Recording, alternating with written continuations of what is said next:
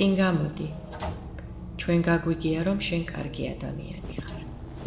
შენ ვერ მოგისყიდიან, მაგრამ ვერც ელვას მოისყიდიან, რომელიც შენ სახლს დაეცემა.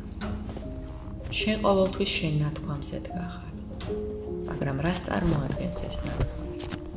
შენ პატიოსანი ხარ, ამბობ შენ საზრს, რომელ აზრს? შენ მამაცი ხარ, ვის წინააღმდეგ? შენ ბრძენი ხარ, ვისთვის? შენ არ ზრუნავ საკუთარ პირად სარგებელზე, მაშ ვის სარგებელზე ზრუნავ?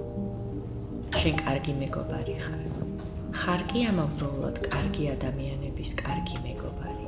გაიგე ჩვენი. ჩვენ ვიცით, შენ ჩვენი მტერი ხარ. ამიტომ ჩვენ ახლა კედელთან დაგაყენებთ. მაგრამ ვითვალისწინებთ რა შენს დამსახურებებს და დადებით თვისებებს, ჩვენ კარგ კედელთან დაგაყენებთ და დაგხრებთ კარგი ტყვიებით, კარგი იარაღით და დაგმარხავთ კარგი ნიჩვით.